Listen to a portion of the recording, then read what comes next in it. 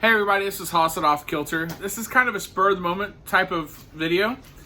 I know you are probably sick of hearing me talk about jicama. I had intended to do one last big video as kind of a comprehensive guide to jicama, as we've done some experiments the past few days. It's going to be a while before I get to that because we came up with a few different jicama pickle recipes. And the type of person I am, I do it with hot sauce, I do it with pickles. I'm not content for the make and eat the same day type of person. I like to sit those and let those ferment or age or whatever you want to call it. So 2 months, we'll pop the seal on those pickles, taste them, see how they are. If they're good, we'll do a video on that. But yesterday, I wanted to experiment a little bit and come up with a slaw recipe. Now, I don't eat coleslaw. I don't eat any vegetable raw. I eat fruit. I don't eat any vegetables raw. But I like cooking for people and I like making things for people. So I know Hannah loves slaw. I know a lot of people love slaw. So I wanted to come up with a jicama-based slaw. This has no cabbage, no sugar. That was important for me because I wanted to keep this keto friendly. So anybody could eat this, not just people on keto. Anybody could. So it's time involved to make only because you're dicing a whole lot. If you have one of those fancy dicers that kind of do it all for you, more power to you. I have a mandolin, which was a big step for me to use because I'm terrified of that thing. I took the tip of my finger off with it the day before I went on my first mountain backpacking trip. That's a whole nother story for another time. Maybe I'll tell you one day. It's a little bit embarrassing. So I have not used a mandolin since then, and that was 2012. Finally used one yesterday. I julienned some jicama, and then I cut into strips and diced all the Cubanelle, one Cubanelle pepper, an orange pepper, a yellow pepper, and a red bell pepper. All of those are bell peppers, except for the Cubanelle, which is... It's a greenish yellow sweet pepper. It's not spicy, it's sweet. So I've gotten really good reviews from it so far. It looks really good. The dressing tastes out of this world. So I hope that you try this. And if you do, let me know. I'll have the recipe down in the description. And please share this out so everybody can enjoy this wonderful plant that is jicama. If you've never seen one of our videos before and you have absolutely no idea what jicama is a root vegetable. You can only eat the root. You do not eat the leaves. You do not eat the flowers. You do not eat anything. Only the root. But it is also known as Mexican potato. It has the texture of an apple with the starchy flavor of a potato. So it's a wonderful potato substitute. You can boil it before you do anything with it, and it'll take the sweetness out because there's a bit of sweetness. Not like a sweet potato, but kind of along, like that's the best way I can describe it. You can eat jicama raw, you can boil it, you can stew it, you can fry it, you can do whatever. I tried making some chips yesterday. That was a fail. I'm gonna try it again a little bit later in a different manner. Basically, I just over-seasoned it so much that it was inedible. So I'm gonna try it again, a little different way. We like having it in stews and soups, but we also, Hannah now has a favorite with this raw method. You can get it, some Walmarts have it. That's where we found these. We found a bunch of them. You can still see I have a few left. We got probably 9 of them, 8, 9, 10, somewhere in there.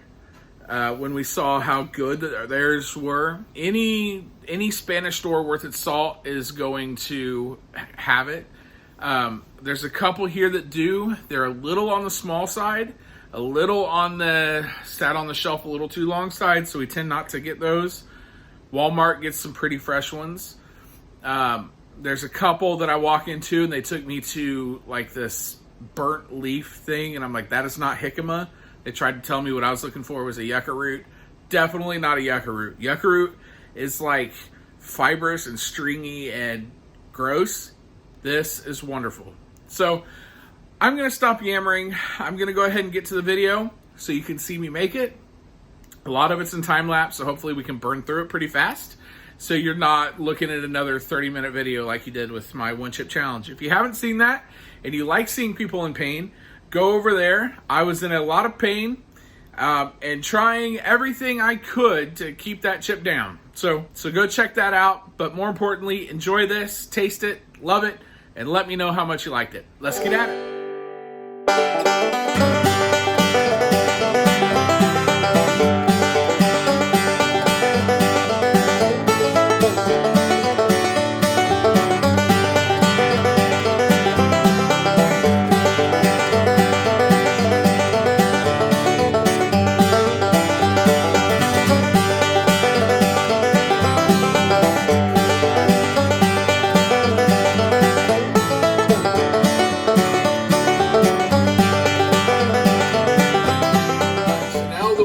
This mixed up. What I like to do, because there's so much moisture in the peppers and jicama, believe it or not, I like to let it just sit while I make the sauce, and then I'll compress it and then drain it into the sink. So let's go ahead and make our slaw. I don't know if sauce is the right word. I can't remember. But what we need, we're going to need 1/4 cup of sour cream. All right. So 1/4 cup sour cream.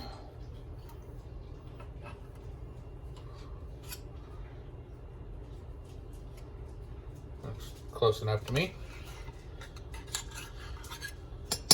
And a whole cup mayonnaise. Now, I am late to the mayonnaise game. I've sworn it off my entire life. And then I finally decided I was going to try mac sauce, fell in love with mac sauce, and said, well, let me make my own. Found out mayonnaise was the base, so I said, let me try mayonnaise. And now me and mayonnaise have a special relationship. I've tried quite a few brands, and I think it's time to officially declare us a Hellman's house. I've tried Duke's. I just wasn't a fan. I still have a little bit left in the fridge I'll use up with something. But I just think Hellman's has a better flavor. I know that's kind of a point of contention, I hear. At least from what ads have told me. Oh no, you didn't see that. Alright, that's close enough. A little over a cup. Bump the ice, I don't care.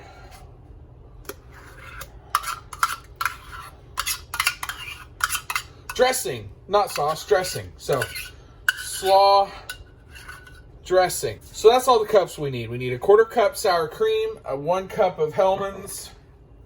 Now we're going to get into the tablespoons. We need 1 tablespoon white distilled vinegar. Has anybody ever made their own vinegar? I'd kind of like to, but I don't know where to start or what to do or if it's even worth it. I mean, we can find vinegar pretty cheap, so cheap enough that Hannah uses it for all her cleaning solutions and all kinds of stuff. So I don't know, maybe. We'll see. 1 tablespoon vinegar. 1 tablespoon yellow mustard. I'd like to try English mustard in this. I just don't have any at the moment. So, I don't know. So we're using yellow mustard. I don't mind having yellow mustard in my stuff. Like cooking with it or just making stuff with it. Not a fan of mustard by itself, though. So keep mustard off my hot dog. Only ketchup. I don't do relish or pickles or anything, but I don't mind pickles in mac sauce. I'm weird. I know I'm weird. 1/4 teaspoon pepper. So I kind of came up with my own version of this sauce. I looked at a bunch of different recipes, saw kind of what I wanted in it, and came up with my own. A lot of recipes called for white pepper. I don't have white pepper, so guess what we're getting? 1/2 teaspoon of sea salt. Or salt in general. I use pink Himalayan.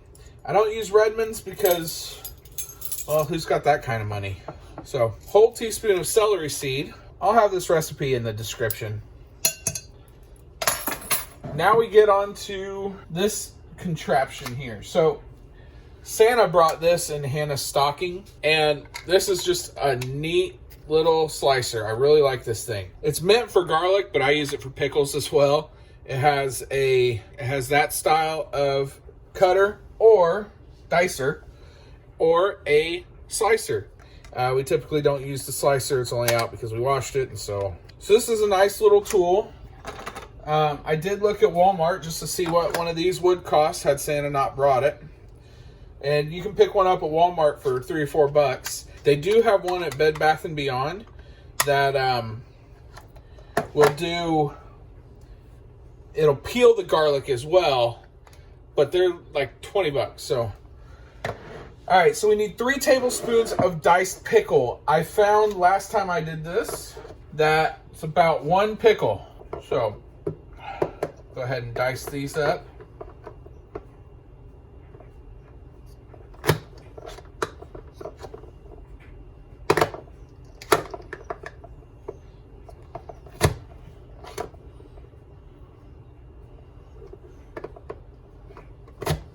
So, about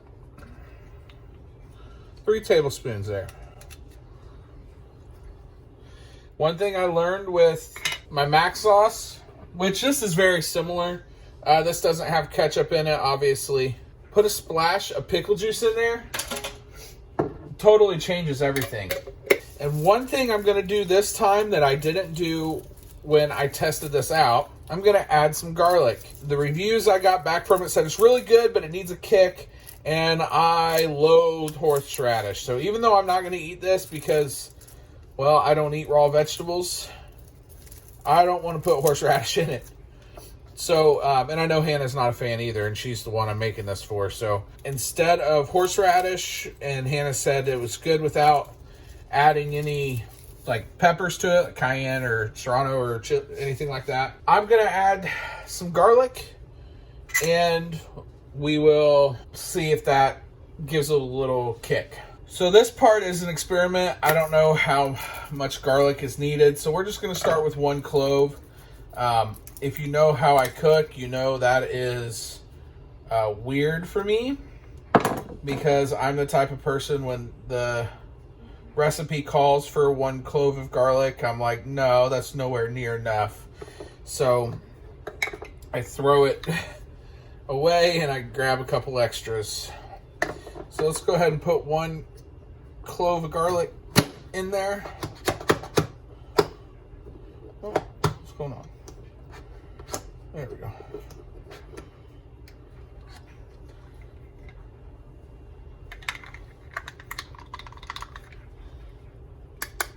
All right, let's mix all this together, and we'll have Hannah taste it, tell us what she thinks it needs.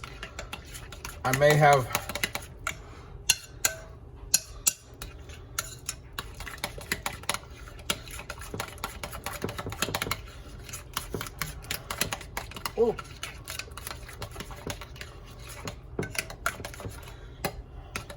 may have put a little too much pickle juice in this. It's kind of runny, but I don't want to add too much to it because it's kind of like nacho chips and salsa, or tortilla chips and salsa. You never have enough. You try to even it out and you end up with way too much. Got the okay from Hannah. All right, so I tasted it and it is delicious. There wasn't nearly as much moisture in this one.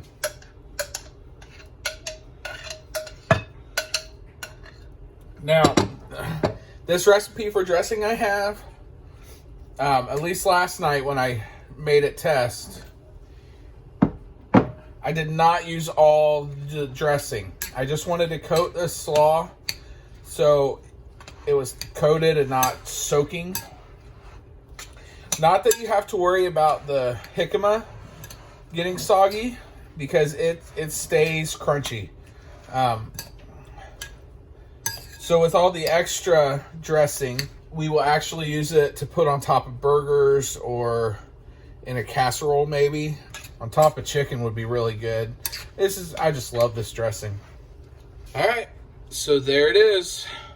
We'll wrap this up, take it to school for Hannah to eat lunch on this week. On top of the casseroles that we have. You know, I'm not just going to make her eat just this, but she's worked really hard and has prepped 3 weeks worth of chicken and turkey casseroles, a lot of hot sauce based ones, which I enjoy, that we get to eat for lunch at school since we go back tomorrow. So I'll leave this with you. I'll keep my ugly mug off of camera for the rest of this video, so you won't have to see that again. And I'll leave this with you. Y'all be self-sufficient, help everyone you can, inconvenience no one. You have a good day. Bye.